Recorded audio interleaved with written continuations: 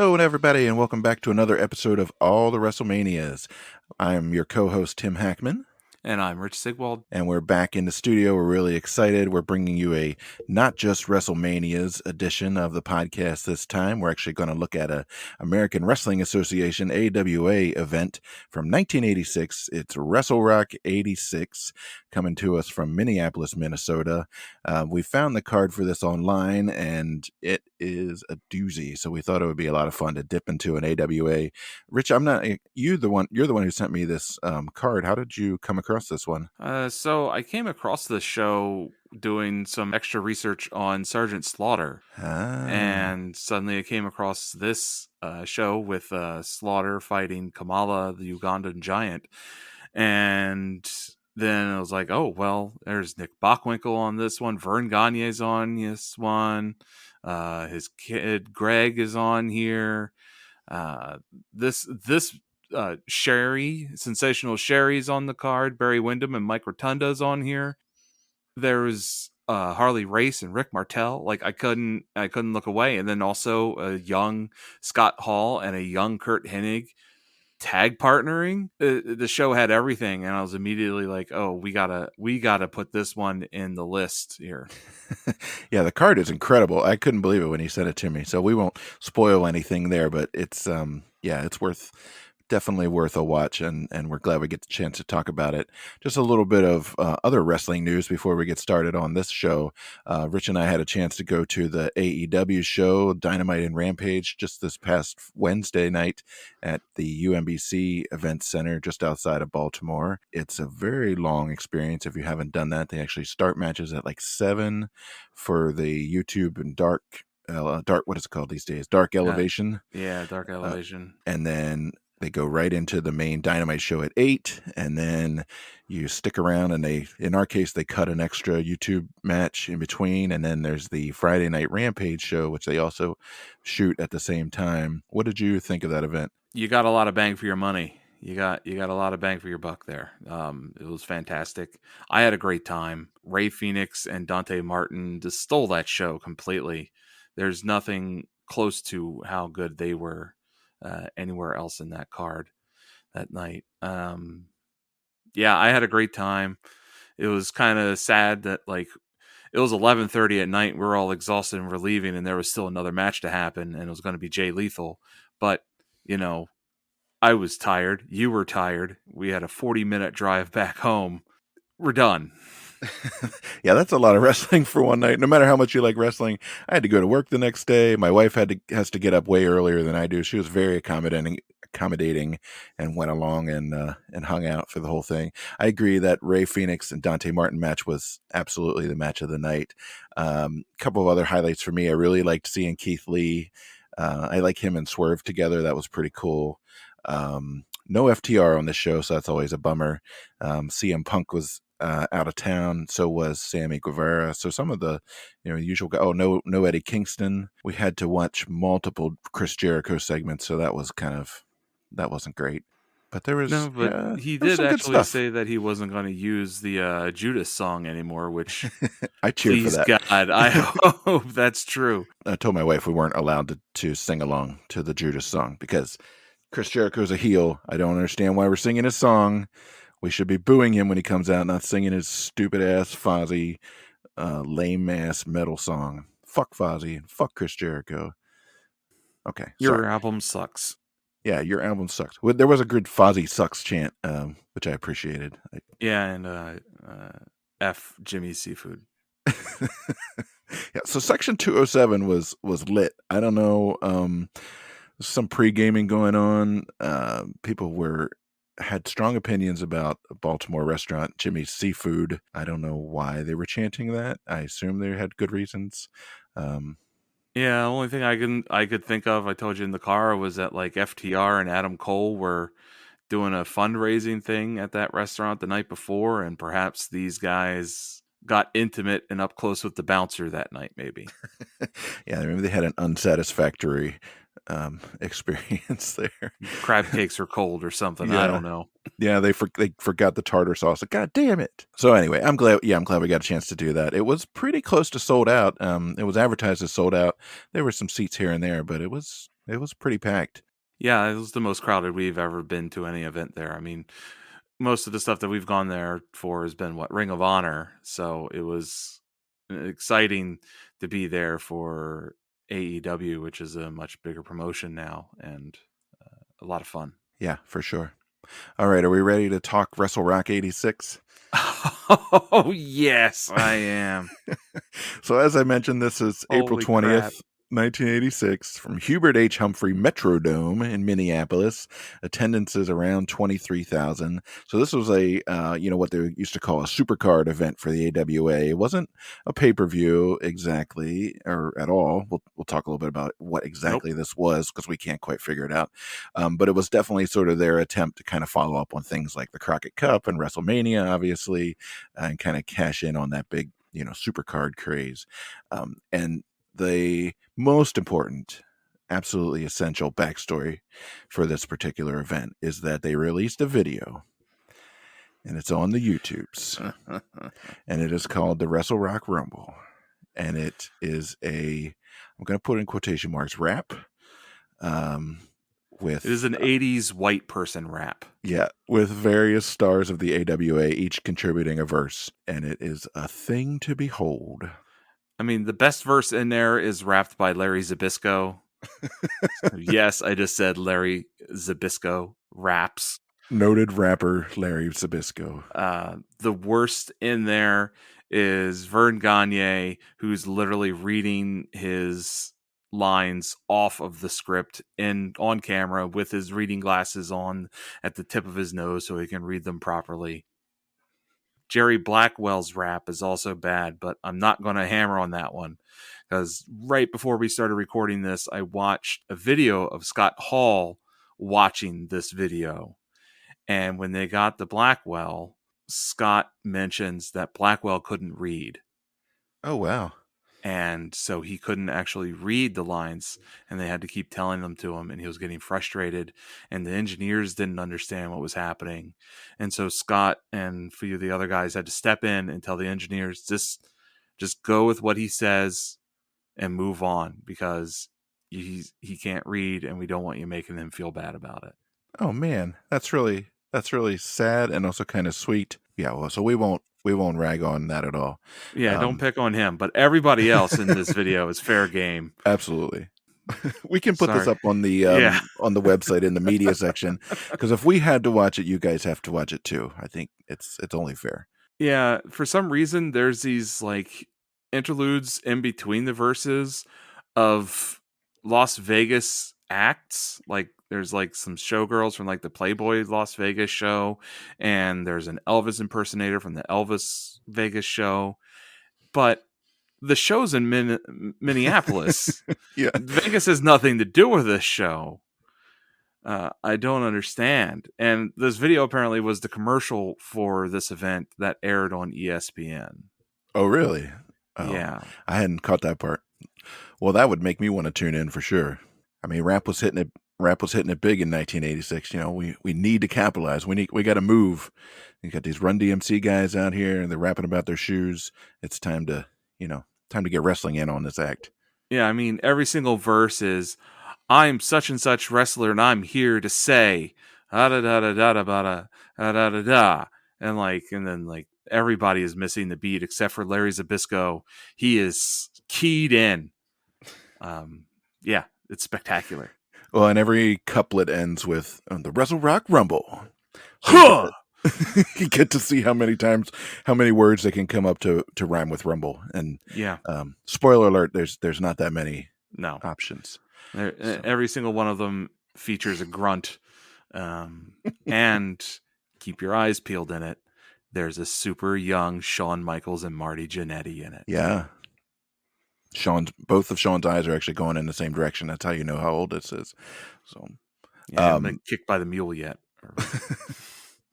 It's well worth your time. We got a kick out of it. If we hadn't already been into this event, like we would have watched that WrestleRock Rumble and be like, oh yeah, we're adding this to the list.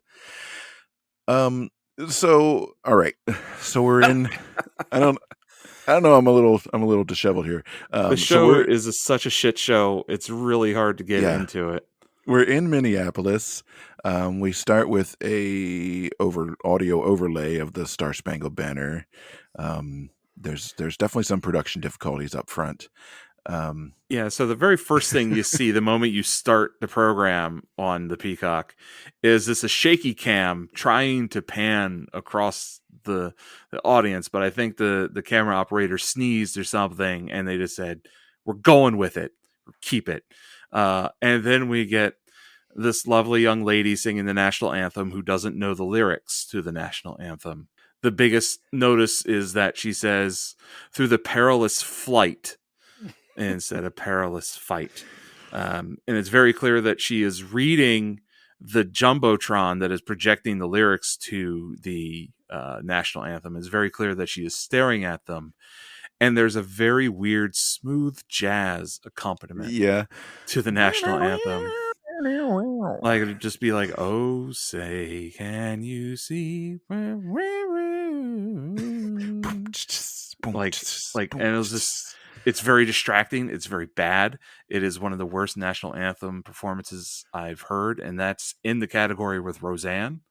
Did I ever tell you about the boxing event we went to where it was a college boxing event, and so they pulled one of the college student boxers out to sing it, and she didn't know the words, and she Oh no. sang so gallantly screaming during Yes. that part. I, I Yes. think about that a lot. Um, Yes. I it's a metal mean, version yeah. of the. Twilight's last Nope, creaming. nope, not happening. Yeah, well, Damn she it. creamed the national anthem here, boy. Woo. Anything else on the intro before we get to the first match? No, there was a promo before the match too, and like the camera isn't actually focused on the promo that's happening. You can also hear a fan scream, "Up yours, Ken!" Fuck Ken. God damn it, Ken! Up yours. So the show is very unceremoniously, like, it's more like we're watching, like they taped this for the wrestlers to watch back for practice, as opposed to any kind of like purchasable Yeah. retail kind of thing. There's the production values on this is like negative $50. Like if you produced it, you actually owed them money. Right, so it's in the Metrodome. There's no need for it to be in the Metrodome. Like, it's nowhere close to full, and they've actually put a riser of bleachers on the field to contain the event into one area. Yeah, this is oh my god, this is a shit show, and no wonder AEWA did not survive. It's too bad. It's too bad. They should have kept putting out quality content like this. So the first match on the card is Brad Rheingans, who I don't know anything about at all, and I'm sorry. Apparently, he's a sort of an Olympic or collegiate wrestler, so he's got coming in with that sort of cred. Versus Boris Zhukov, who is sort of legendary. If you remember later in the WWF, he had a run with Nikolai Volkov. They were the Bolsheviks. Very creative. He's got a hammer and sickle like painted on his forehead, like he's Zangief from Street Fighter, which I appreciated. He is your stereotypical standard Russian heel. I guess every wrestling promotion needed to have one, and he is theirs. And he does, wrestling heel stuff. I actually didn't really have anything to say about this particular match, but I know that he was around for quite a while. He had a pretty good career. Yeah, I didn't note much about this match either, just because it was weird. And like the Brad's claim to fame that they kept pushing was that he's a wrestling coach. Not a wrestler, but a wrestling coach. Right. The camera angle is immediately weird. So like the camera is at like the level of the ring, so it's kind of difficult to see what's happening sometimes. The announcer at one point goes, "Uh-oh," with the boot. Uh-oh. And like it's very clear that they're also trying to aim the camera in such a way so you don't see how few people are there, but they're failing because I mean this show is a really long show and the crowd isn't there yet. This is like the opening act. Yeah, it's broad daylight Yeah, and when this is going on. you also notice that there is no rail between the crowd and ringside. That's a lot of trust. Well, maybe it's Minnesota. People are it's that Midwest nice, right? Everybody's so nice there. Maybe they weren't the type to come out and stab a wrestler. I don't know. Yeah, I guess not. Or maybe they figured they wouldn't need it for like the 50 people in attendance. No. Brad wins this match with what is called a power slam suplex. Oh, suplex. So we're back in the days of where they're calling suplexes suplex sometimes. And it's a really rough looking throw. It was very impressive. Yeah, and ringside there's a fan in a suit that is talking to the Sheik who accompanied Boris to the ring. And I'm pretty certain that you can hear the Sheik very softly tell him to F off. I'll have to watch that again. So you catch all the good stuff. I yeah, feel like I watch these things much more superficially than you do. I can't watch the match. The match, whatever. I don't know who these people are. Yeah. I want to hear Ken be told to up yours, and I want to see the Sheik tell people to curse off, and I want the really bad commentary, because the commentary in this thing is epically bad. It's for terrible. a very long time. It finally gets better about halfway through the show, when finally the announcer gets a color commentary guy to kind of bounce things off of. Otherwise, most of the time he's just going, "Oh, uh-oh, ooh." Well, your kid could do that. Your 2-year-old could be like, right. "Uh-oh." Right, pretty much. It'll be cuter. People will love it more. Yeah. That'd be hilarious. Actually, we should do a cut. We should take one of these matches and get the kid doing the commentary. Yeah. Next up, we've got a little person tag team match. Little Mr. T and Cowboy Lang on the one side versus Lord Littlebrook and Little Tokyo on the other side. So I will point out that 2 of these guys had a starring role in WrestleMania 2 in a match with Hillbilly Jim and King Kong Bundy.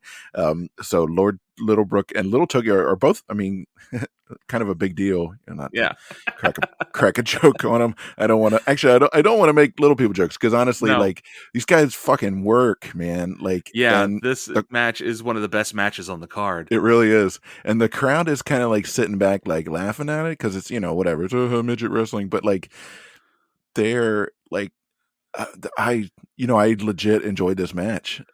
First of all, Cowboy Lang is an absolute unit. Did you see how ripped that guy was? Yes. Oh my God. And he was just like picking people up and throwing them. And little Mr. T, he was just killing me through this whole match. There was some like real mat work happening. Yeah. And like there was an impressive like headlock and like resistance of breaking out of the headlock spots. They were really working. There was only a couple moments to where they did like the little gimmicky thing. Like at one point they all turned on the ref and attacked the ref, but like I think the ref wasn't even like a real ref. He was like a DJ from a radio station or something like that. But like he was doing a decent job still. They let this match go for 10 minutes. Yeah. So I mean, they're legitimately working if they let this kind of match go for 10 minutes. At this point, WWF would have 5 matches in that 10-minute time. Yeah, the announcer says, "Big or small, the AEWA has it all." Lame. And I really got a kick out of Lord Littlebrook wearing an Andre singlet. Yeah. That was good. Yeah. That guy has a fascinating career. I remember reading some stuff about him when we did our WrestleMania 2 blog post. And he was around for a long time, and he's in a bunch of Hall of Fames. Like, so look him up if you get a chance. He is a really interesting guy. They do a couple of like the little, the goofy, like crawling through the ref's legs, and they wrap it up with like a 4-way figure 4, like the row your boat thing. Yeah, men in a rowboat thing. So, but there's a legit amount of skill. Actually, I don't remember who won, or did it end in a sort of a?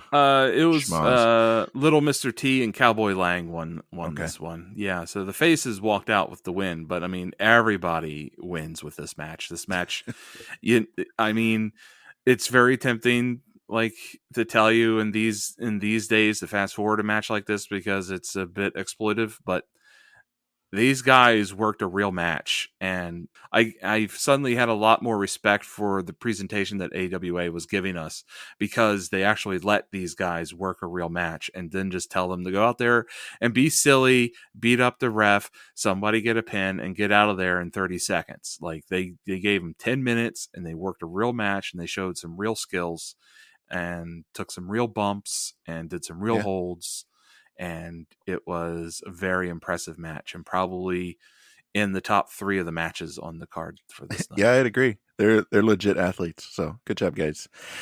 Next up was Colonel De Beers versus Wahoo Mcdaniel. So Colonel De Beers' whole gimmick is he's a colonel. He's He's pro-apartheid. he's from South Africa. He's got the evil villain mustache. He's got the beret. The announcer's very ominously in tones, as we're starting here. He says he believes in apartheid. He believes in white supremacy. He has no time for minorities. He says he has no time for minorities several times during the course of this match. And then he continues. He says, and of course, Wahoo Mcdaniel is a full-blooded Indian. So we've laid it out here for you. Mcdaniel is definitely a traditional Choctaw name. Oh yeah, way back. But he is of Native American descent, so I won't pick on him too much. But Yeah, he's Choctaw and Chickasaw, I believe. yeah. Can you believe in an apartheid gimmick? Like, I I mean, can't. in 1986 too, right? Like, so that's. Let me look this up while you can keep talking. I'm going to look this up. I'm trying to look up when was the like Artists Against Apartheid and sort of the the kind of the big move. I think it's around this time, Yeah, maybe a little later, but I mean, I think it's probably starting around this point. 1985. I love one that they use the name De Beers, so the famous diamonds, the Yeah, South African Diamond Company. But I think you got to know your crowd here. This is 1986 Minnesota.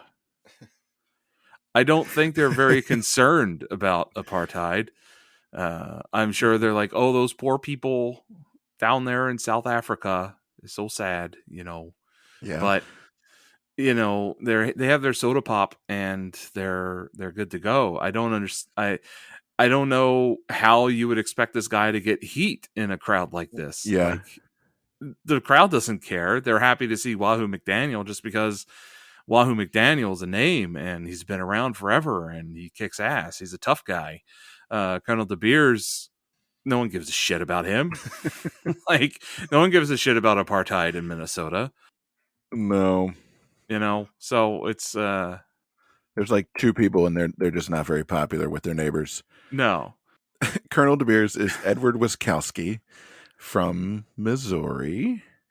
He actually wrestled under the Colonel De Beers name from 85 to 90. So 85 was when the, Artists Against Apartheid started. That's when, people really started to kind of pay attention. Not in Minnesota probably, but although who the fuck knows? I don't know. Maybe Minnesota was the center of. He's sitting down on like vacation in the Ozarks and watching the news and going, you know what? This apartheid, this Nelson Mandela shit, now that's a gimmick. Well, that's a fucking gimmick.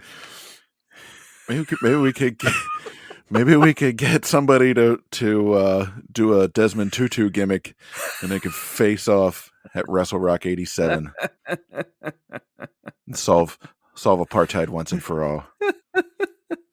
Just like how Hulk Hogan and Sergeant Slaughter ended the Gulf War. That's right. Colonel That's De right. Beers, and I don't know who you could get. I don't know. Oh, he could have faced Kamala. Why is he not fighting Kamala Oh, in this match?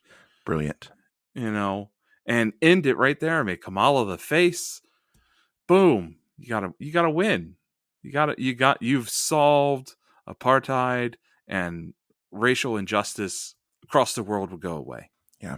All in 8 minutes in Minnesota.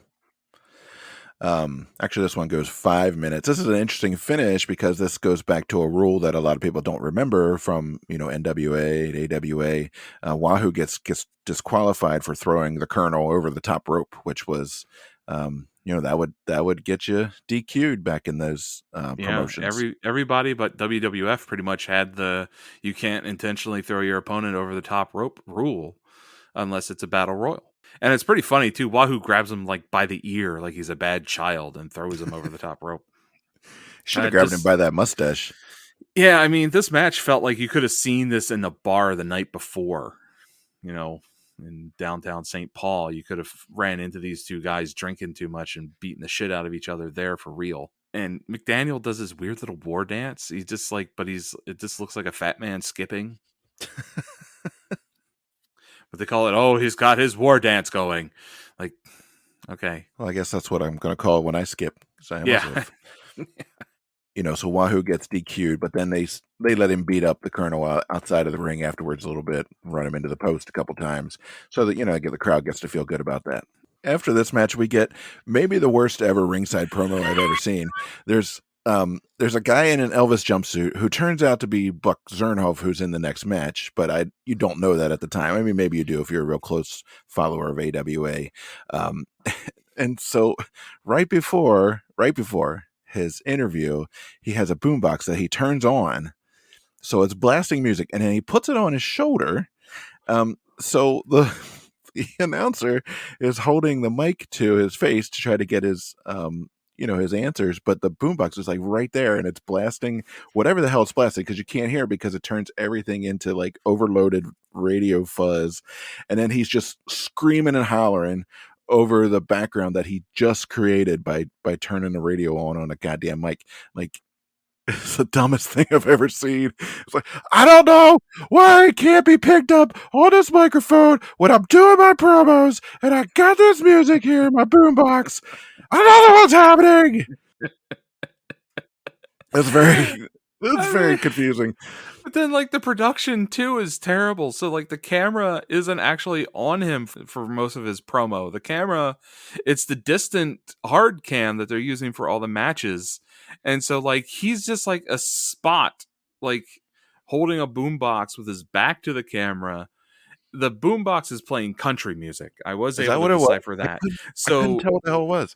rock and roll Buck Zumhoff is playing country music on his boombox and cutting a promo. And I mean, this does mirror some of the other things that are happening with this event, as it's called WrestleRock 86. But the musical act that ends the show after the tag team, after the last match, which we don't get to see the concert, is Waylon Jennings. So he's not rock and roll. Talk about knowing your audience. Like, what the hell's going on? Why you could have just called it country rock, or like, I guess, I mean, this is kind of like the thing that like the NWA Jim Crockett Promotions was doing with Great American Bash, was like a tour of the country with wrestling and country music. So I don't know if that's what they were going for here, but they called it WrestleRock because the WWF is having big success with the rock and wrestling connection. But you got Waylon Jennings. So it's a big fucking mess. I don't I don't understand what's happening. Zumhoff is trying to give this promo. He can't talk over his own boombox that he turned on, and it's like this big like hip hop style 80s boombox Yeah. too. It's glorious. Like, if you had one, you could sell it for several grand on eBay right now. It was running on 12D batteries. Like, the thing probably is a weighed monster. 45 pounds. Yeah. Yeah, it's straight out of Do the Right Thing. It's something to behold. And I will also just say I'm really kind of bummed that we missed the Waylon Jennings concert. I mean, I get why it's not on here. That would be a whole different set of rights for NBC and the Peacock to negotiate. But I'm betting they didn't even film it. Oh, yeah. Because I mean, right. there's 4 hours of wrestling before you get to this to the concert, even. So, and you can see them setting up the stage in the background too, on occasion. So, what a nightmare! I like to imagine old Waylon sitting backstage, like rolling a fat one, watching this show and having a great time. And also wondering, what the hell did he just agree to? What is with these people? So next up on the card, but not on the program, is Buddy Rose and Doug Summers versus the Midnight Rockers, which is a baby Shawn Michaels. And here it's actually spelled Sean, Shawn, and Marty Jannetty. So actually, on the first pass through, I thought maybe I missed this match. I thought maybe I went to the bathroom or something, and then I went back and rewatched it, and nope, it's not there. So we poked around a little bit. It is on the interwebs somewhere. You can find it on YouTube if you're persistent. I don't know. I'm kind of bummed.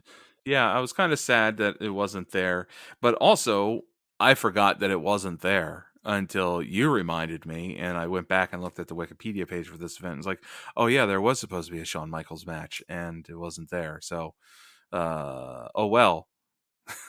Oh Um, well.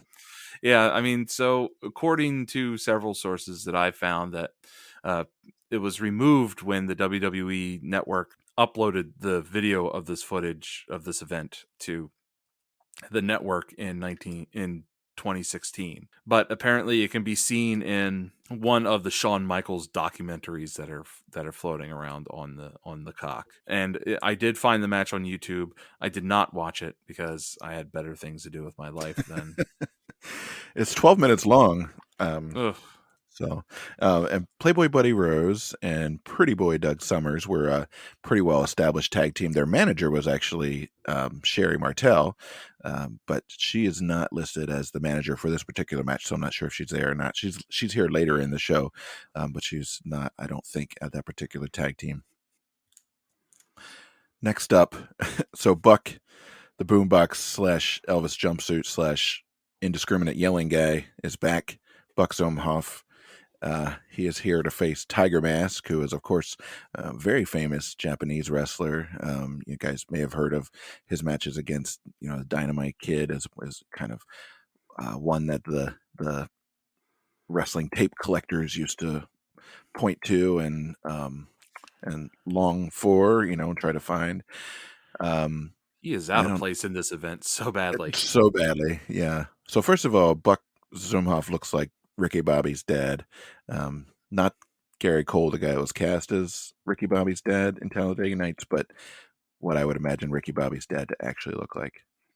Yeah, he's wiry, he's very pale.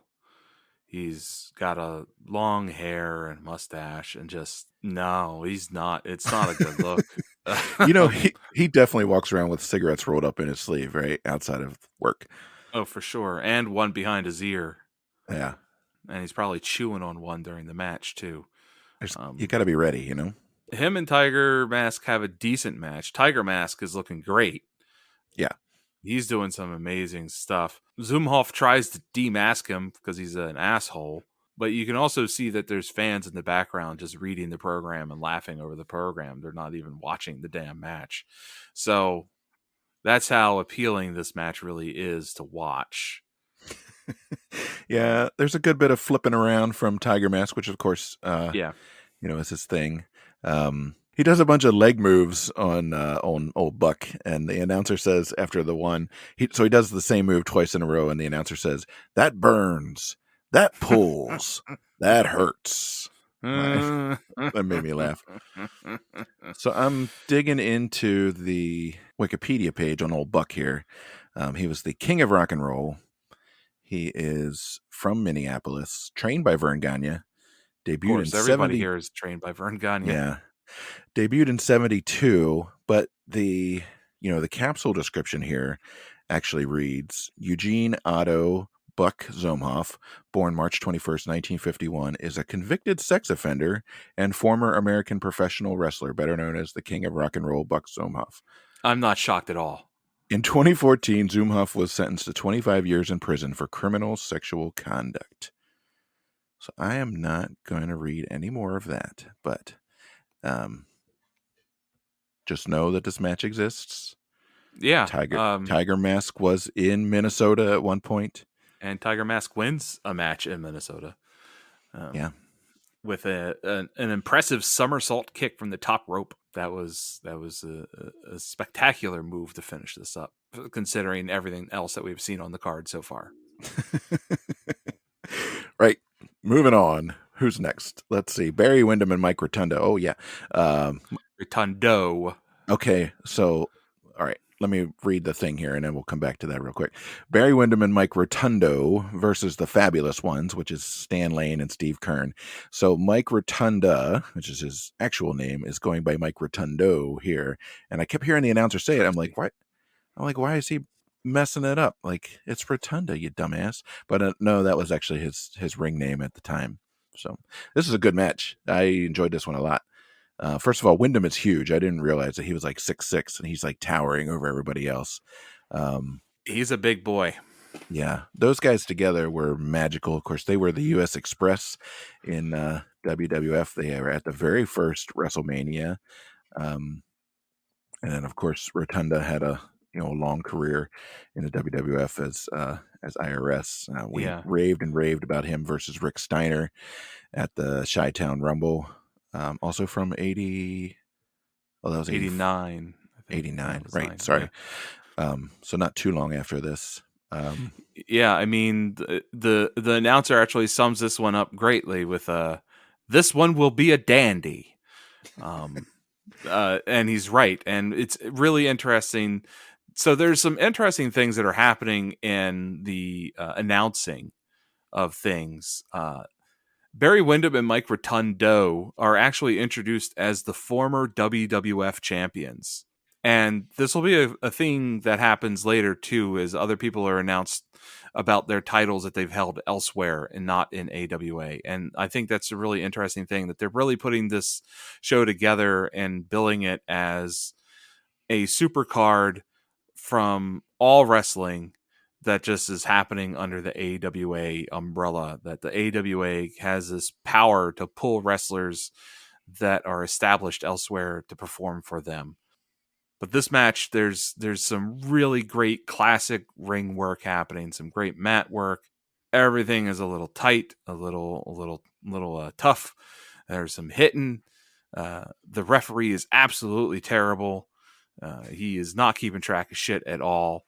Yeah, there's it's a rock'em sock'em hitting them hard kind of match here, and they're grinding on each other. There's a vicious leg drop to the groin at one point that was ouch. Yeah, Um, that was a beaut. and the finish is nuts. It's a crazy finish for this time period. So Barry Windham jumps from the top rope. So this big motherfucker's up on top of the top rope, and he jumps down and catches Stan Lane with an elbow while he was trying to give Mike Rotundo a pile driver. So he's got him set for the pile driver, but he gets caught with this elbow from the top rope, and then Barry pins Lane. But Barry's not the legal man in the match. Yeah, right. Uh, uh, Mike was the legal man from that team, not Barry. But Barry pins him anyway. 1, 2, 3, and that's the win. And it's just a holy crap, these guys beat the shit out of each other kind of match.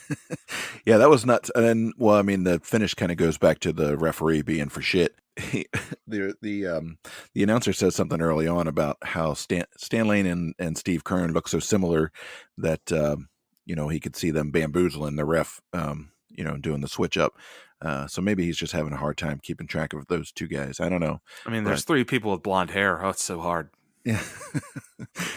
No, this is a really solid match.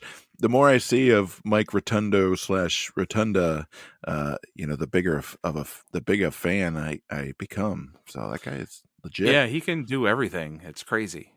Like, he can do the more professional wrestling stuff. He can do the amateur stuff, the shoot stuff. Yeah, I wish he was going to be at this thing so we could get his autograph or something, because man, he kills it. He's just we haven't seen a single thing to where we've been disappointed by his performance in it. No, even some of the booking in WWF where the matches are kind of like for shit. Like, it's the booking that's the problem, right? They have him as IRS and they're not entirely sure what to do with him. Even in those matches, he still shows up and does his thing, puts on a good show. Yeah. We need to start harassing him on Twitter a little bit more. Maybe we can get him to respond to us or something. I don't know. Yeah, I mean, he pretty much seems kind of disconnected from the wrestling world anymore, except for his 2 kids being wrestlers. So, Yeah. yeah, I mean, he's living the high life, retired. He's living off of that federal pension from working for the IRS for so many years. He's Yeah, it's doing pretty great. sweet. It's got life and health insurance for life. So, Anyway, good match, guys. Moving on. Let's see. We've got the Giant Baba versus Bulldog Bob Brown. This is actually my first look at Giant Baba. I mean, obviously I know Same. his name. He's one of like maybe two or three gigantic stars from Japanese wrestling. He's fairly old and slow here, and not terribly compelling, I have to say. No. Um, I'm pretty certain that Bulldog Bob Brown was just a guy they found in the crowd, and like he's had enough beer. Get in there and fight the big Japanese yeah, guy.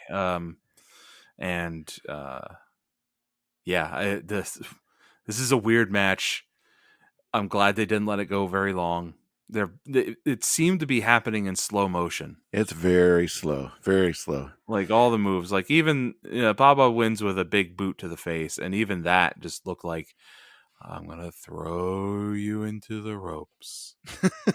And now I lift my leg and boo. Yeah. So Giant Baba was born in 38. And so he is going on He's almost almost 50 50 here. in this match, yeah. Yeah. And he had actually been wrestling since 1960. So he'd been in the business already 26 years at this point. And he only lived to be 61, which is not terribly unusual for folks that size. They tend to No. not stick around too long. But yeah, I don't know. There's some interest from the crowd, mostly because of Giant Baba's freak size and because of I guess the name. I assume they would have been familiar with him. Yeah, I Um, mean, I think he wasn't as famous as Andre, but people in the wrestling world knew of Andre and Giant Baba pretty commonly. Just because they were touring attractions. yeah, and good old Bulldog Bob Brown as a Canadian wrestler seems to have kind of been mostly one of those mid card job guys. So um, Yeah, he's probably an assassin at some point too. yeah, Probably Mr. Wrestling 15. Those guys. Canadian Assassin 3. Yeah. Russian Assassin 22. You Mm, know, at some point he was in a stable, I'm sure. yeah, 22 was good. 19 through 21, not so much. No. Next up on the card is Harley Race versus Rick Martell. This is another real highlight of the card for me, anyway. First of all, I love seeing vintage Harley Race. Like, that guy is like a legit badass, and you could just see the years and years of experience and skill that he has. Rick Martell is the face here, so there's a big old pop for him. The announcer calls him Ricky throughout this entire thing. Well, once you Uh, become a face, you add a Y to your name. You get oh, I didn't know that. the diminutive name of your version of your name. How long until Will Ferrell plays Harley Race in a movie? It's got to happen. It's got to happen. It's got to happen. He's so Harley is 43 here. So I think Will Ferrell is probably already older than that, right? He's probably in his 50s. Yeah. Um, Or they got to dig up that little kid from Bad Santa and have him play Harley Race. they do have the same hairdo. They've got the Uh, hair. so he's actually been in the ring for 25 years at this point. He started Ooh. when he was 18. He I read his if you haven't again, I love reading about these old guys. Like, they had just such freaking fascinating lives. So he was starting his wrestling career. He was in for like a year or two, and then he had a really bad auto accident when they almost had to amputate his leg. And somebody at the time, I forget who it was the promoter or somebody, basically said, don't do that. And he ended up saving his leg and thus his career. If he had lost that leg, he never would have had Harley Race. Wow, that's intense. Yeah, right. That's crazy. I get it sounds similar to like the Ric Flair airplane crash story, like Yeah. how that completely changed the path of his career. So, like how I mentioned how they announced Barry Windham and Mike Rotundo as the former WWF Tag Champions, they openly announced Harley Race as a former NWA World Heavyweight Champion. And this is before the grand betrayal of Rick Martel to Tito Santana. So we're okay. Yeah. It's okay I to like mean, him in this one. I guess so. I don't know. I mean, you can still see the seeds of the deceit in his soul. Um, Yeah. Yeah, there's something that really funny that kind of happens between the announcing and the crowd in this match as well. So they're both engaged in wrist locks, kind of like a test of strength wrist lock kind of thing.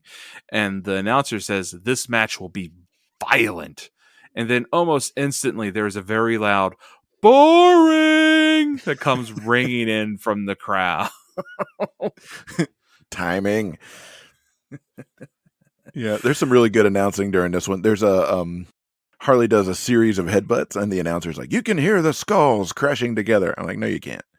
Like, you clearly can't hear that." Well, it's because he's sitting right next to the ring. Of course, he can hear it. Oh, maybe. I don't know. And then they go from a suplex to like a drop down to a sleeper by Martell, and he says he's pinching off his, how's he say it? Carotid? His carotid. Cartoroid. His, Cartoroid. his carotid arteries. It's so hard to even say it wrong like that. First of all, there's not more than one. There's only one. The carotid arteries. I think he means carotid. He's the right. He's the poor man's Gorilla Monsoon. Like he's trying to do the technical terms for things and just doesn't know. Yeah, in his cervical dervial muscles in his back. Yeah, it's funny. I don't my know. carotid arteries are kind of sore right now. Should Yeah. get them fixed. Mine too. Mostly from listening to this fucking guy. Oh my god, he's so bad. I love watching Harley race work. He's really slow, he's really deliberate, and he's very convincing, and he's always sort of in control of what's happening. I also like that he's got those old school tattoos like your grandpa had from being in the Navy.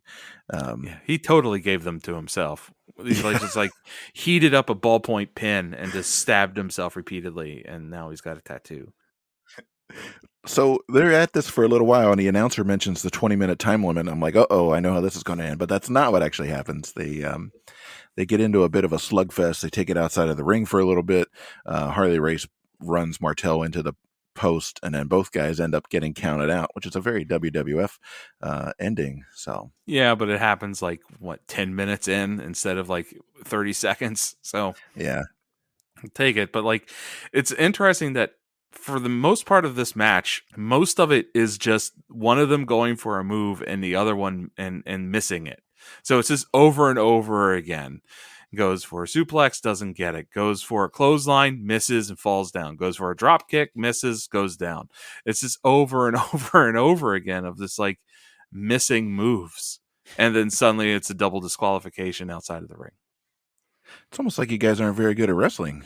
I know, it's weird. It was like, and like they're hyping up this match as being a dream match too in the commentary. And so like, just like most other dream matches, it ends in disappointment. So anyway, so they after the double DQ, it's sort of pandemonium. They can't break these two guys up. They're slugging it out. Harley Race gets dropped onto the concrete, which is just covered by like a piece of canvas that has like a really ugly stain on it. Looks like somebody dropped their hot dog or something. Yeah, it's just like a used blanket or something. Like it's kind of gross looking. I don't know. There's not a lot of protection around this ring as it is, and that's even worse. Like I think I would have rather just hit the concrete than whatever stain was on that tarp. Yeah, there's lots of boos from the crowd too, who wanted a winner for this one. So, yeah. Next up is the 10-woman battle royal. So I'll read off the names here. Sherry Martell, whom you'd recognize. Luna Vachon, who you also would recognize. And then Joyce Grable, Kat LaRue, Rose Devine, Taylor Thomas, Despina Montegas, Misty Blue Sims, Debbie Combs, and Candy Devine. The first thing I note about this one is that all the women just walk down to the ring together. So I want the WWE to watch this and take a note for all future battle royals / triple threat matches / 10 people tag matches. Every fucking person doesn't need their own introduction. You just introduce everybody at once and let them just come on down. Let's cut some runtime off of this shit. Yeah, I mean AEW too. We don't need all three entrances of the Blackpool Combat Seriously. Jesus Christ. Also, Mox Wild Thing's a love song. Stop it. Get rid of that shit. It's stupid. Come down the ramp like everybody else. You're not Ricky Vaughn. No. Fucking idiot. He's not even Ricky Martell. No, he's Sorry. God damn it. No, so you got the women's battle royal here, and even before the match has started, Luna Vachon is outside screaming like a maniac. What's that It's lady yelling about over what there? is she yelling about? That's just what she does. The announcing in this match is golden, as one would come to expect. The announcer totally misses the first elimination and doesn't even know how many people are in the ring. And then he just says, "Look at him go," and then silence. He also frequently calls Luna Vachon Leona Vachon. Yeah, So I I caught think that like too. someone is piping the names into his headset, or someone didn't write it up right, or he saw the name Luna and was like, that can't be right. Luna's not a woman's name. It must be Leona. So Leona Vachon, Leona Vachon, Leona Vachon. And that's not her name. It's Luna. I actually had to look it up because I thought, well, maybe she went by Leona at the time. No, No, he's just wrong. no, he's just She's wrong again. she's scary here. She's got these like purple veins drawn on her head. Yeah. She's legit. Sherry gets the most heat for her introduction. The fans are not into her at all. Oh, fuck yeah. It's Sherry. She's awesome. She's great. She's so great all the time. There's also a former member of the Minnesota Vikings here to keep the order ringside because one ref obviously can't keep all these women in line. So let's get a football player there. It's one of those finishes where one person thinks they've won, but somebody else is playing possum and comes in to get the win. So in this case, Joyce Grable thinks she's won, but Sherry's playing possum, comes in, tosses her out, gets the win, gets a check for $50,000. Buddy Rose and Doug Summers, who she was managing as a tag team, come down to help her celebrate. And the announcer says, "Congratulations, you deserve it." She's like, "I could have told you that anyway," in like the worst freaking accent Yes. I've ever heard in my life. Yes. It is super grating. Yeah. Candy Devine takes a really rough bump going over the top rope for her elimination. Yeah, she hit the rope, bounced over, and then like straight onto her back onto the floor. It's pretty vicious looking. This was actually a pretty good battle royal, and it's made even better because Sherry won, and Sherry is everything. Yeah. So Yeah, it was fun. Her accent is something else. She's from Louisiana, so I assume that's what that was all about. or she's just angry all the time, Yeah, which is maybe also yeah. maybe a little bit of both. So Sergeant Slaughter is facing off against Kamala, the Ugandan giant. Kamala has Skandor Akbar in his corner as his manager. So get ready for some racism from the announcers because, Kamala is here. This is a little unusual, and we've got Sergeant Slaughter playing face. So if you check out our WrestleMania 7 episode, we've got some extensive discussion about how Slaughter's primary role was a heel in both the NWA and his WWF days. But I think the giveaway here is that Slaughter has the G.I. Joe logo for the Hasbro cartoon/toy commercial running down his pants leg. So this is right after he walked away from WWF because they were going to make Hogan the primary face and not him. So yeah, there's some improvement to the production value. Not much, but just a little bit. The camera work gets a little bit better from here on out. And now they have a color commentator working with the main announcer.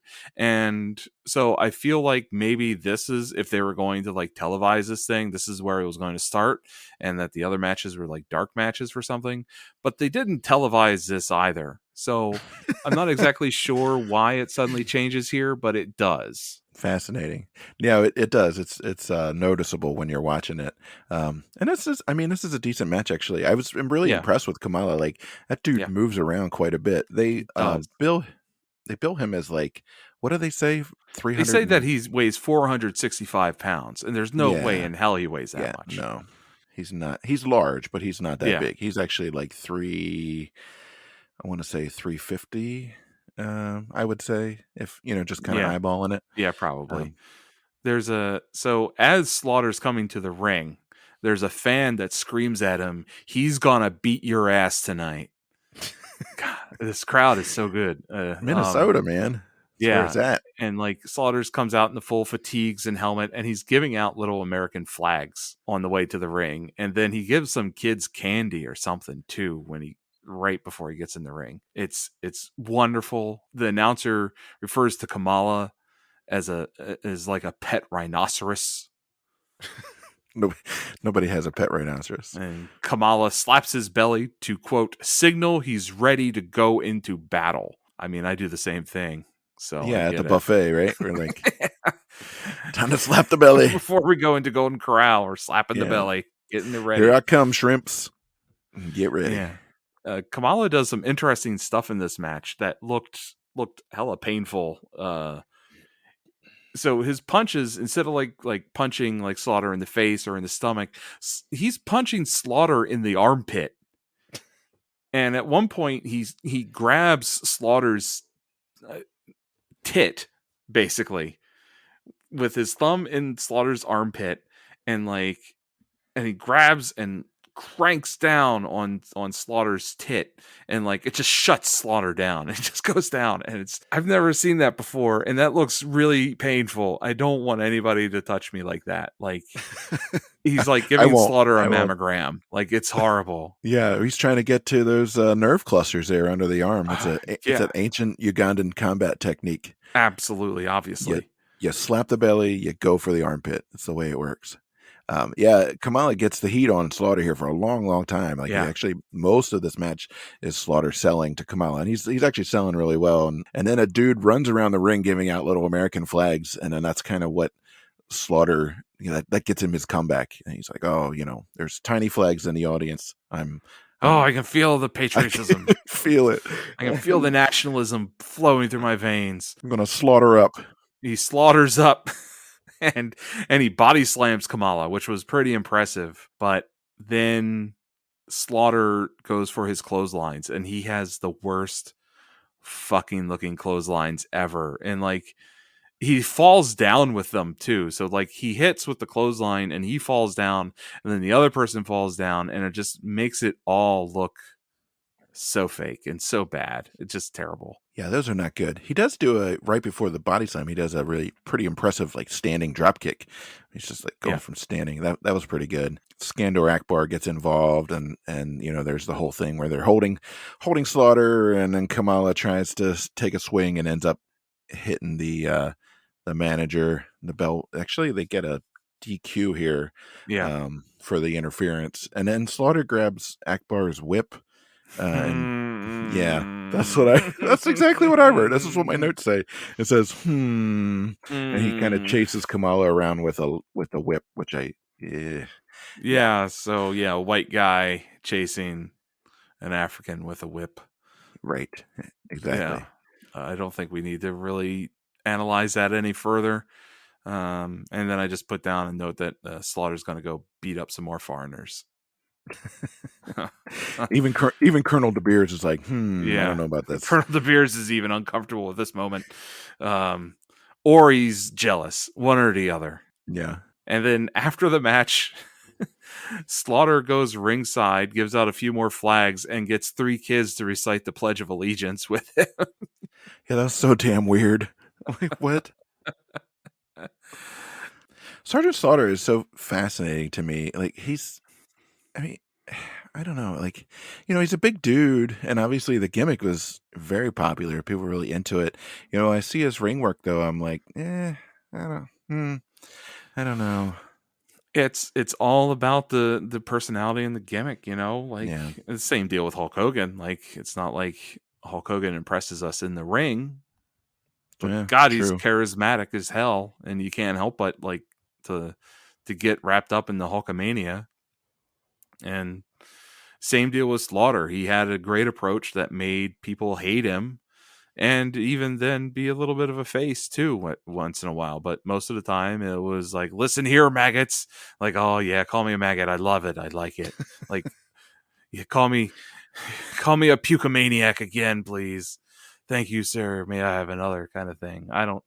Yeah. So I mean, I think that's just it. And plus, he's got that fucking asshole look to him. He really does. Yeah. He's got that defined chin, the Jay Leno chin, just like protruding, getting up in there, and somehow he can tuck his lower lip up really high so he can make it stick out even further. And I don't know, just he looks the part. I think that's really it. Yeah, it's a really good match between like his fit, or yeah, a good fit between his physical look and the gimmick itself. So and I mean he really, he went for it, right? Like he didn't half-ass it, he didn't wink at it. Like, we He's still again, going for it. he's still going for it. Again, go back to our episode on WrestleMania 7 if you're into Sergeant Slaughter. He's in the main event there.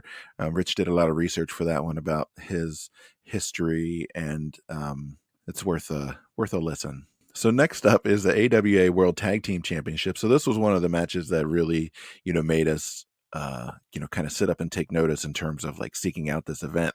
It's on one side, we've got Scott Hall, a super young Scott Hall, and Kurt Hennig, also a super young Kurt Hennig, versus the Long Riders, which is Scott and Bill Irwin, who look like absolute trash. Like they're wearing their whole thing is they've got a biker gimmick, but they look like they could actually be bikers. They look like they just came off of 50 miles of bad road. They look like they maybe cook meth in a trailer somewhere.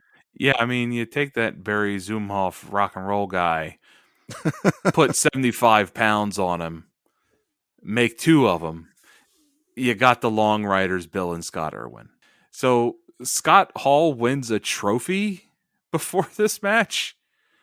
Yeah, So what was that for? he's awarded like a fan favorite from Oh, Pro right. Wrestling Digest, something like that. Some wrestling magazine awards him like fan favorite, and they give him the trophy right before the match. It's like, oh, by the way, Scott Hall, you won this. Here's a trophy. And now he's stuck in the ring prepping for this match holding a trophy. Like they didn't even like it seemed like they didn't even tell him that that's when they were going to give it to him. And So funny. so like he's just like, oh, thanks. And like you can literally hear someone like, can someone take that from him? And like so he can hand it off and start the match. That's some bad planning there, guys. Not No, great. so unceremonious and like just continuing the weirdness of this show. He and Kurt look like $1,000,000 though. Oh my god, yeah. They're ripped, they're in shape, they're ready to go. I guess I didn't realize how huge Scott Hall was. Probably because like later on he hung out with Kevin Nash all the time, right? So it's like, Yeah. but he's gigantic. I mean, again, he like Barry Windham in that earlier match, he kind of towers over everybody in this one. He is a stud and a half muffin in this match. Like and at this point, like and he's over with that crowd too. Oh yeah, I don't know like this made me double down on that statement that I made during the King of the Ring episode of like how he could have been the next Hulk Hogan. Why didn't you throw Scott Hall all the money? Just give him all of it. He's over with the crowd. He's got a great look. He works well. Like he can talk. I know there's like personal things with him and stuff, but I bet you if you would have given him enough damn money and made him the next Hulk Hogan, things could have turned out better for him, maybe. Hell, I'd even kick my own drinking habit if you paid me enough money. Right. So, I mean, he's so impressive looking in this match. He throws great punches. He works off the ropes well. He grapples well. He like sells well. It breaks my heart. That's all. Yeah, it breaks my heart. Him and Kurt both here are just fantastic, fucking tastic. Kurt's a little small, so I get it with him not getting the super love, but Scott Hall here, he's everything. He's the total package here, and yeah. Yeah, and of course Kurt came out of the AWA. He was his dad was a staple up there. Well, who we'll see later in this episode, and that was sort of where he got his big start and big push, and where they really sort of recognized his talent. Yeah, this is a pretty solid match. There's some talk at the beginning about how these the Long Riders have loaded motorcycle boots. They have, I don't know, they have steel toes, or that's where they keep their meth. I don't know what the deal with that is, but about whether they'll be able to use those boots to get a dirty finish. So that's kind of the sort of the gimmick, and you kind of telegraphs the ending a little bit. But Kurt hits a flying drop kick off the top Oh, rope. That's absolutely amazing. so beautiful. It's a work of art. So like how I talked about Owen with his amazing elbow in the King of the Ring, Kurt's drop kick is chef's kiss. It's beautiful. It's perfection. Like you can't it can't get any better than that. You could just show me a 15-minute video highlight reel of him just landing that drop kick over and over and over again, and it would be a great day. Yeah. Good match. Great talent involved. I mean, on one side anyway. Yeah. Any other moves you wanted to point out there? Kurt also throws amazing punches in this match. Like just everything. And the announcers even won't stop gushing over how attractive Scott Hall is during this match either. They just keep saying, "Boy, that Scott Hall is handsome. Boy, he's a good-looking guy. He can do it all." Like multiple times. They just go into Scott Hall and his look and how great he is, and I agree with them. Well, good. You heard it here first, folks. Rich agrees. Scott Hall's a handsome dude. He's like Magnum PI and Magnum TA had a baby, and it's Scott Hall. Yeah, handsome is handsome. I don't know. There's not much you can do about it. Yeah. So the next one is a boxing, well, I'll just say quote unquote boxing match with Scott Ledoux versus Larry Zabisco, with Larry the Axe Hennig as a special guest referee, and of course Larry being Kurt's dad. So Scott is a Canadian boxer. You may remember him as a commentator on ESPN. I know I do. He actually had a long and legit boxing career. He fought some of the greats in the 70s.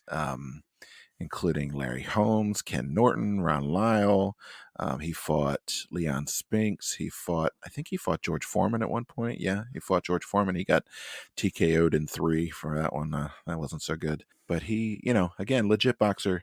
Again, and he's here with, of course, Larry Zabisco, who was a big deal in wrestling. So that, yeah, I don't know. This thing is fucking insane. It's weird, yeah. It's all over the place. So first, it starts with a promo from Scott Ledoux, who delivers the great line of "I'm gonna drop him like a sack of Idaho potatoes," and then the entourages come to the ring, and Larry Zabisco has a goddamn ninja. He does have a ninja. There's a ninja with him. And I'm talking like he's in the full black. He's got the split-toed shoes, whatever. I can't remember what they're called. He's got I think he's even got a sword with him. He's got a kendo stick. Yeah, okay. He's got a kendo stick, so he's a fucking ninja in training. And then Larry Zabisco is in a very short satin finish purple gi. I don't understand what the hell's going on, and then it just gets weirder. Yeah. They're boxing, but they're also wrestling. They're able to grapple and go down to the mat, and at one point Zabisco gets tagged with a punch and goes down like a rock, and like a sack of Idaho potatoes. Yeah, he goes down like a sack of Idaho potatoes, but the ref doesn't count. I don't understand what's happening. So yeah, I thought that shot actually looked legit. I think he actually punched him there. Yeah, if that was a working punch, I would be very surprised. But I think he freaking clocked him. Yeah, so there's weird shoot and weird wrestling happening. Yeah.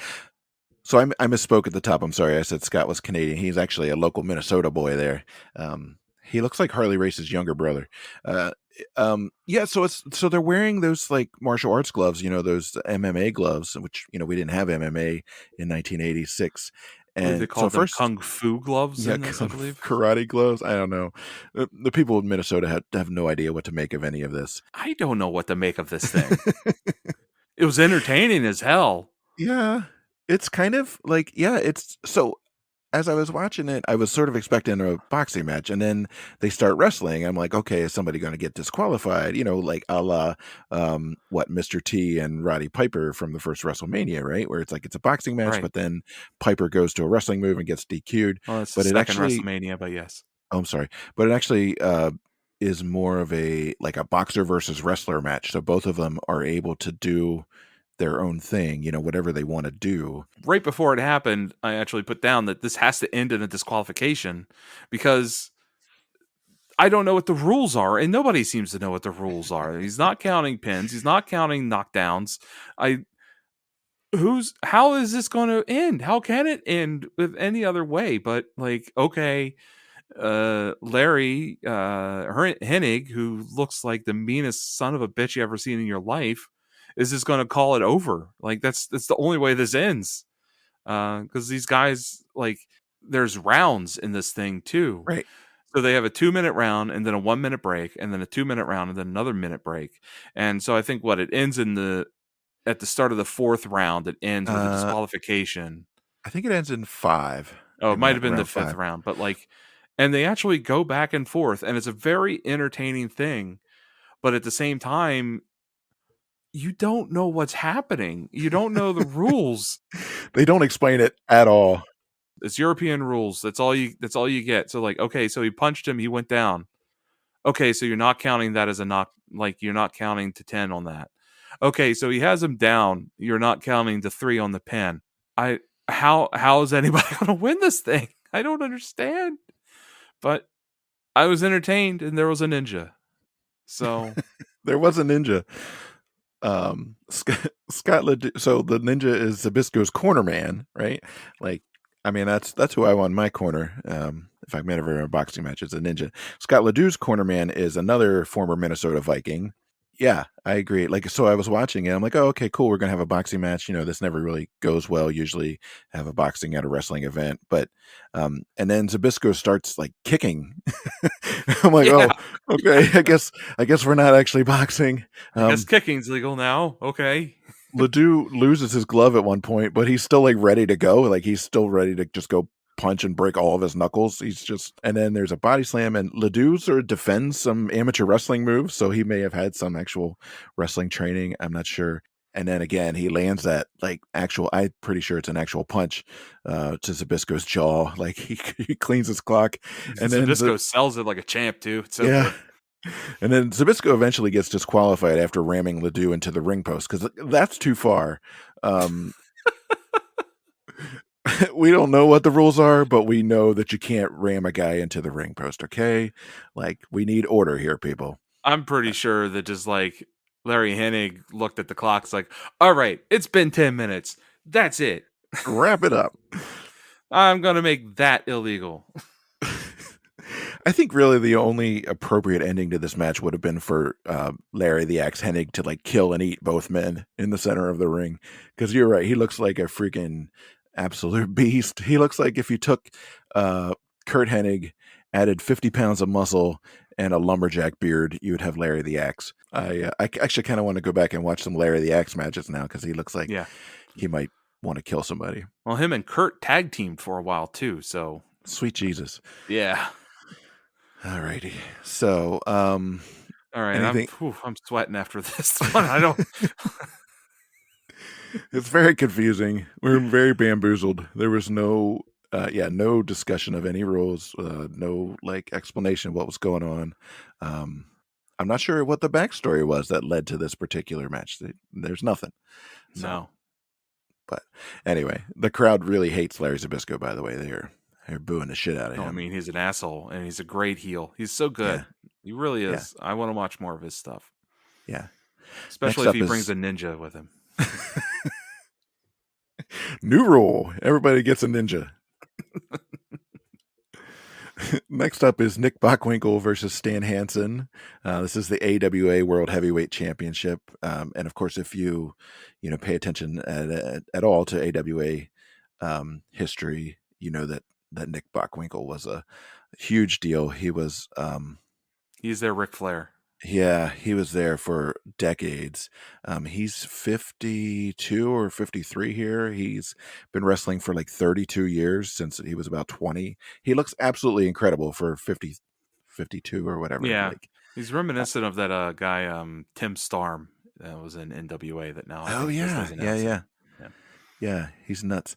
And Stan Hansen here is 37, but he looks like 10 pounds of shit in a 5-pound bag. He's like, he looks awful.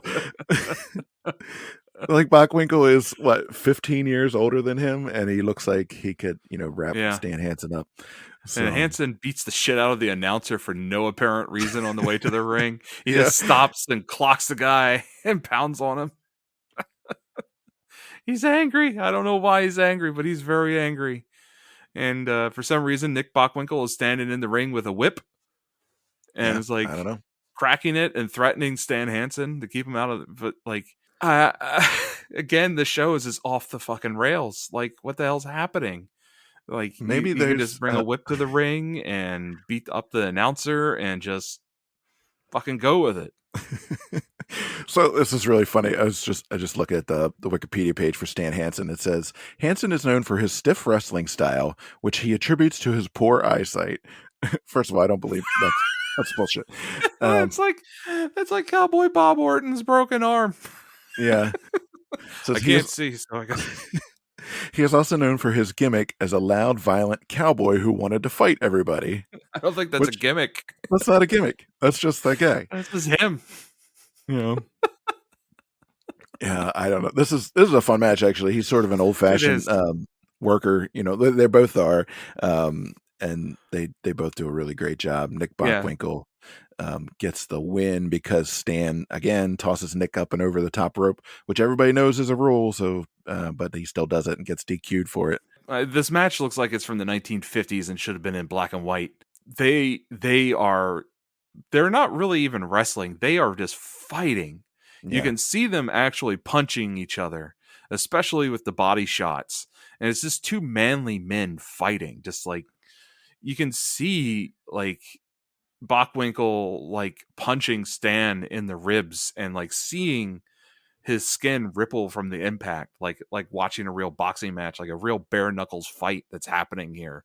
And I was like, these guys are gonna be bruised. Like, holy shit. Like, and they're moving fast and they're hitting hard and they're really punching. Like, this is the closest to just like a brawl that you're really going to see in wrestling. Like this is a street when they call them like, oh, those Philly street fights or whatever, and they're just using shit. This is a real street fight right here.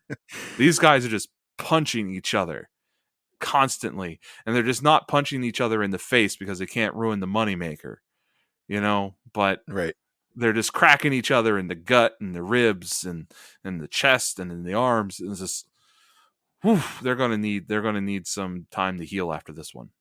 Yeah, I'm gonna dip into the old ice bath after that. Can you imagine being like 52 and having been doing this for like 32 years and like just taking that kind of No. beating? 300 I can't do that now, and I'm 10 years younger than that. I can't. three No, nights, don't. 300 nights a year. Just Please don't hit me. Please, just do whatever you want. Just don't hit me. and Like, don't grab me by the tit either. no, You know, no tit grabbing and no punching. Damn it. These are the the close, rules. Bring a ninja. yeah. The closest thing we've seen to this is maybe some of those Chris Benoit matches where it looks like he's just in there to fight everybody, right? Like Yeah, he's yeah, not even wrestling. yeah. I mean, this is like the punching equivalent of Mike Rotunda versus Rick Steiner. Like they're Yes. just like punching the shit out of each other. You can see them just God, and they're like really winding up into them too. Yeah. They're not like any phony baloney soft punches. They're fucking clocking each other. Yeah. The It's like announcers at one point say, for some reason, he says almost counts nowhere, but at drive-in movies, and then they all have a good chuckle. I don't know. I don't know if that's like kind of a reference of like trying to hook up with your date at yeah. a drive-in movie, maybe. But like again, like this match should have been in the 50s, and so should the commentary. Like I don't know They're joking about getting to second base at what the the fuck's drive-in. happening. What the fuck is happening at this show? This is great. I would recommend that match. Like Yeah, I really enjoyed it. So it's a far good there's tough been man some match. Yeah, there's been some good stuff on this card. I've been digging it. So the next up is a steel cage match. One of 3 steel cage matches to wrap up this show, just in case you can't get enough steel cages. So this is Greg Gagne, who of course is the son of legendary, AWA owner, promoter, all around dude, Vern Gagne. So Greg and Jimmy Snuka, who was a last minute replacement for somebody, they announce it, somebody who was hurt, are going up against King Kong Brody, who is, of course, Bruiser Brody and the Barbarian, who is not the Barbarian from the WWF. Barbarian and Warlord, Powers of Pain, that kind of thing. He went by some other names. Oh, he was the Berserker. Okay. It's all Yeah. coming together. There we go. It's all coming together. We remember the Berserker was in the gimmick battle royal, I think, maybe, wasn't he? So the stipulation for this one is that if Greg and Jimmy win this match, Vern, quote, gets the Sheik for 10 minutes in the cage. That's a little vague. I'm not sure how I feel about that. Everything that I read was that, like, Jimmy Superfly Snuka coming in kind of just like killed a lot of the heat on this match, because really the conflict was between Blackwell and Brody. So they built in this Vern Gagne gets the Sheik in the cage thing afterwards. Yeah, this match is bloody as fuck. 3 of the 4 participants get color. Yeah, and they basically all the same way too. Yeah, basically anytime somebody gets their head rammed into the cage, they come back bloody. Shoddy construction there in Minneapolis. I guess rusty barbs on the fence or something. Yeah, it's not safe at all. Yeah, the match really goes back and forth, but like Snuka definitely doesn't look ready for this match. He looks a little rough around the edges with everything that he's doing. Greg is so tiny compared to everybody else in this match. It's hilarious. It's like it looks like King Kong Bundy, Andre the Giant. I don't know, like Big John Studd. Yeah, and Big John Studd are having a match with the 1-2-3 kid in this in this match. It's so obvious how small Greg Gagne is. He does not have the body to be a wrestler, but he does a good job in this match. Everybody does a pretty decent job in this match. Brody lands a devastating pile driver on Greg Gagne. I was surprised that Greg Gagne could walk after it. Brody is huge. That dude is gigantic. Oh, God. Yeah. Him and the Barbarian both actually are so big, and maybe they look extra large, like you said, because they're in there with Greg, who's just like a normal sized dude. Like, I'm pretty sure he's smaller than me. I'm 6'3". He's probably, I don't know, if he's 6 feet, I'd be surprised. But this was solid actually. I didn't know what to expect. Like you said, my primary complaint is that Snuka is sort of the odd man out here. And he does like a pretty weak like Superfly move from the top rope, but the crowd goes nuts when he climbs up there. Yeah. They start flipping out as soon as he climbs the rope, but then he doesn't really deliver on it. Yeah. So Greg Gagne is billed at 6'2" and 210 pounds. I don't know about that. Like, I guess he's got some weight in his heels or something. I don't know. But so this match is chaos, and it continues to be chaos even after the roll up pin at the end. They keep fighting and keep fighting, and it kind of just segues. Everybody's bleeding, and then it segues into the next match. Like, it doesn't stop. They fight out into the crowd, and then the next match just like starts. Like Vern comes running up, and he shoves Sheik Adnan El-Kaisi into the ring. This is General Adnan from WrestleMania 7, by the way, who's Iron Sheik's manager there. So he looked like Al Pacino in this time. If you're playing the home game, or if you're playing 6 Degrees of the Iron Sheik, or whatever you're playing at home. So the Sheik gets color almost immediately, also from the cage. I'm telling you, it's that shoddy Minnesota construction. Unsafe at any speed. The crowd is flipping out for Vern because, again, he's a local hero, right? He run this whole promotion. This is just basically an ass kicking. The Sheik gets a little bit of offense in, and that's when the announcers say that he's got amateur credit of being on the Iraqi wrestling team or something like that, But yeah, it's just basically Vern kicking the Sheik's ass for like 4 minutes, and then he does a small package win. Yeah, and it's over. And afterwards, Vern announces that this is going to be his last match, which I didn't look up to see if that was actually true or not.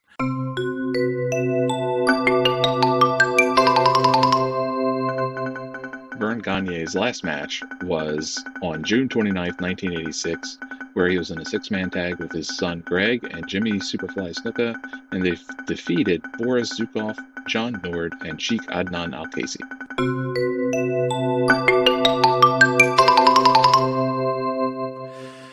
Alrighty, so then I guess another a third steel cage match. I'm not gonna. I don't know. So it's at the end of the show, but I wouldn't call it the main event because there's no title on the line. We already had the tag team match. We already had the World Heavyweight Championship match. Yeah, but it's the goddamn Road Warriors. It's the goddamn Road Warriors. So it's the Road Warriors and Paul Ellering versus Michael Hayes and Jimmy Garvin. The Road Warriors Legion of Doom, as they're constantly referred to in this match. Yeah, this is just a pretty much like they paid the Road Warriors to come in and beat the shit out of Michael Hayes and Garvin. Just like there's this Hayes and Garvin have no fucking chance in this match. No, they could have just stayed home and the result would have been the same, and they also probably would have spared themselves some bruises. Yeah, I mean, Hayes gets color from the cage. Hawk no-sells a goddamn pile driver. He takes a pile driver from Michael Hayes and then just gets up. Yeah, he bounces right up. That's crazy. And then they just beat the living shit out of Michael Hayes. And Animal eventually comes in and military presses Garvin and does 6 reps. And then slams him down, pins him, and then something weird, and then Hayes is in the ring too, but Hayes decides not to break the pin. Like you can see him. Can you blame him? He sees it happening and just backs away from it. So yeah, this match is very quick. Wham bam, and like the moment the Garvin is in the pin, you can see people in the crowd getting up to leave. And I don't know why they're leaving because Waylon Jennings is supposed to come on now. But, yeah. I mean, I guess 4 hours of wrestling and then you're going to sit through a Waylon Jennings set. Like, Jesus, that's a long day. Yeah. There's more Road Warriors fans than there are Waylon Jennings fans in this crowd, I guess. Yeah. I mean, having just sat through nearly 4 hours of wrestling the other night, I guess I can relate. So no matter how good the card is. Yeah. This one, the match is over before I realized that it even started, honestly. I was like, oh, okay, Road Warriors, I'm ready, let's go. Oh, and I don't know, I like looked away for a second, or I don't know what I did. I got the mail or something, and I'm like, and it's over. Vern could have saved some money with booking jobbers for this match instead. Yeah. Then the show just ends. Like, yeah, that's it. Yeah. Like there's no credits, no lame goodbye, music thank at the you, everybody. end. Yeah. Nothing. Just we're done. So. Yeah, it just fades out black. Yeah, I just this show, and like it's weird too because there's some weird thing that happens with the camera that like it definitely gives you the feeling that this match may have happened earlier in the night and was edited to be moved to the end, but there's a clock and I gotta go answer the door.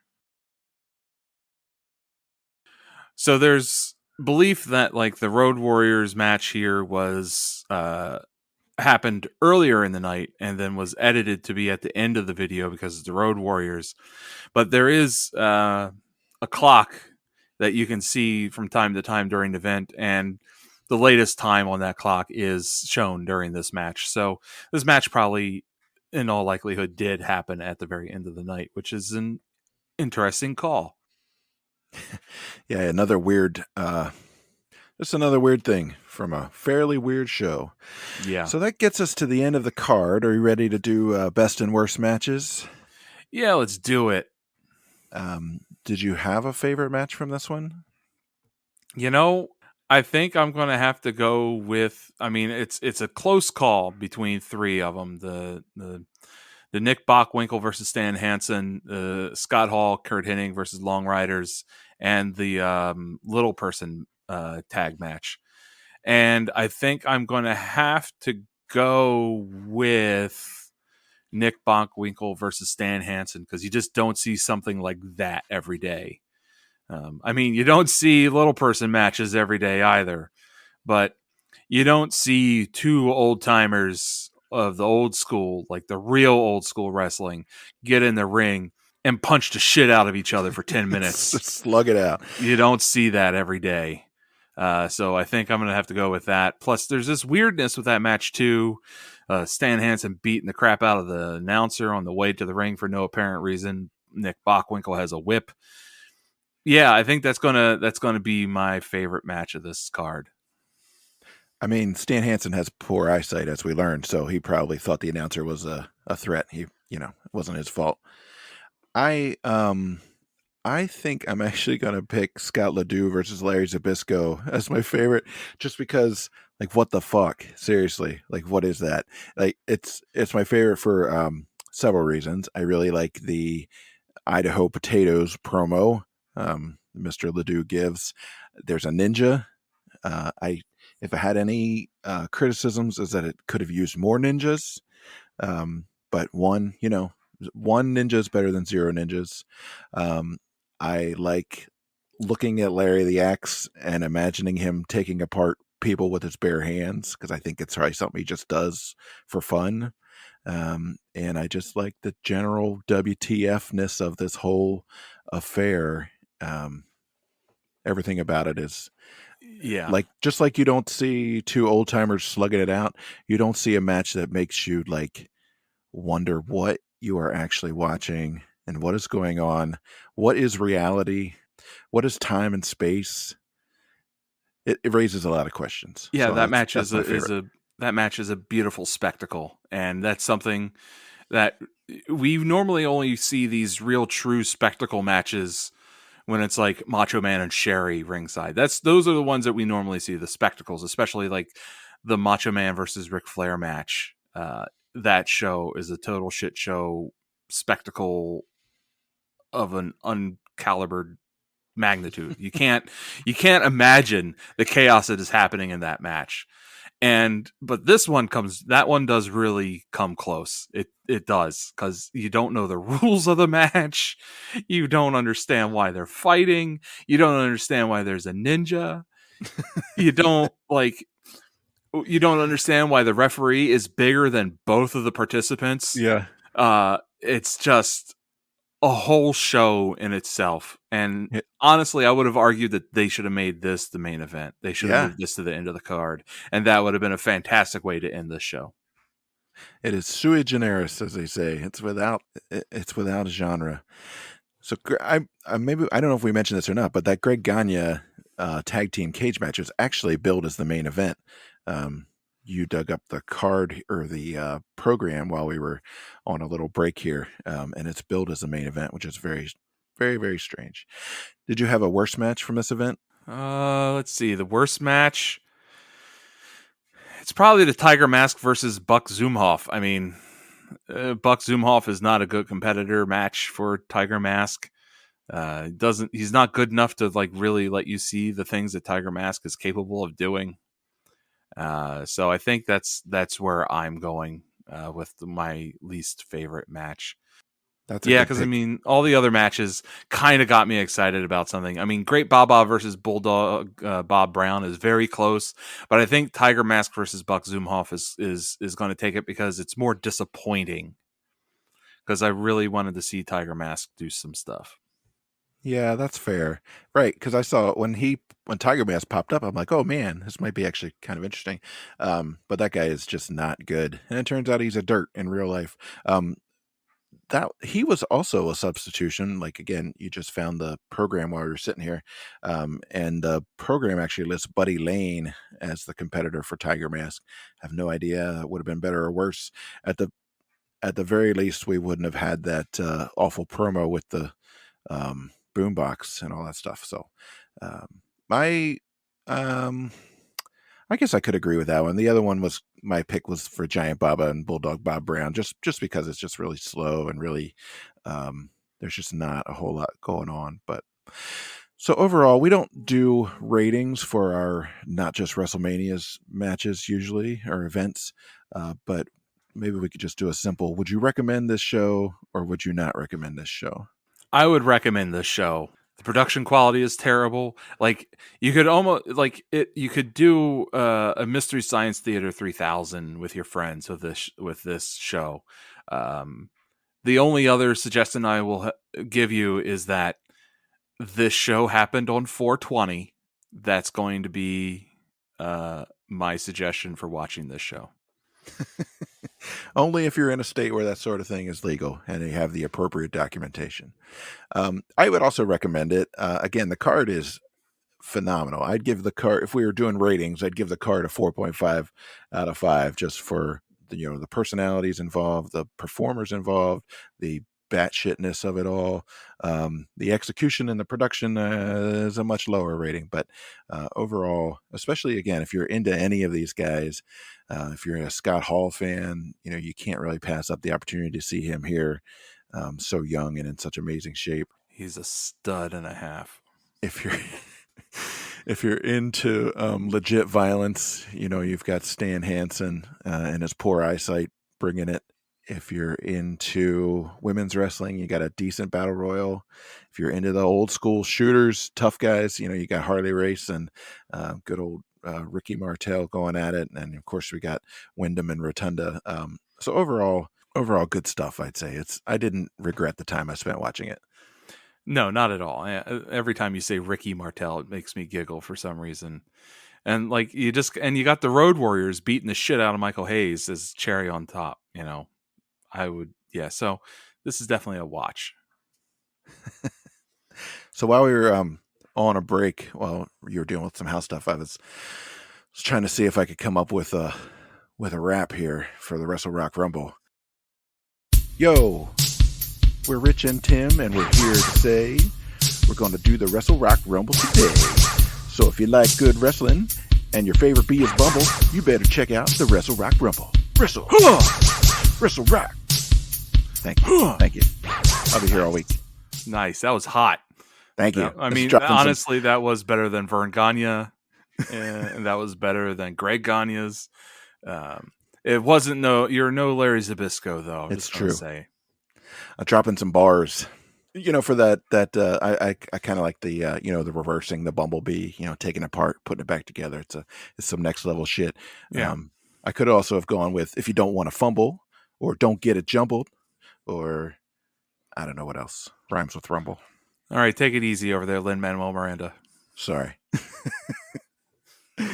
All right, so transitioning just a little bit, as we do with every episode, we like to just take a moment and pay tribute to the wrestlers and personalities we've seen who are no longer with us. So the in memoriam for this episode, the AWA's WrestleRock from '86. We have Cowboy Lang, Lord Littlebrook, Little Tokyo, Wahoo Mcdaniel, Tiger Mask Mitsuharu Misawa, Playboy Buddy Rose, Pretty Boy Doug Summers, Giant Baba, Bulldog Bob Brown, Harley Race, Sherry Martell, Luna Vachon, Candy Divine, James Kamala Harris, Skandor Akbar, Scott Hall, Kurt Hennig, Larry the Axe Hennig, Scott Irwin of the Long Riders, Scott Ledoux, Nick Bockwinkel, Jimmy Superfly Snuka, King Kong Brody, a.k.a. Bruiser Brody, Vern Gagne, Road Warrior Animal, Road Warrior Hawk, and even though we didn't see him, one of my favorites, Waylon Jennings. So, thanks again for joining us on this Not Just WrestleManias edition of the WrestleRock from 1986. As always, you can find us on the web at allthewrestlemanias.com. You can tweet at us on Twitter at WrestleManiaPod. You can send us your emails at allthewrestlemanias@gmail.com. We love hearing from you. Check us out on YouTube, Facebook, Instagram. Just search for All the WrestleManias. We'll pop right up and you can interact with us to your heart's content. So for now, I'm your co-host, Tim Hackman. And I'm Rich Sigwald. We're saying thanks again and so long, everybody.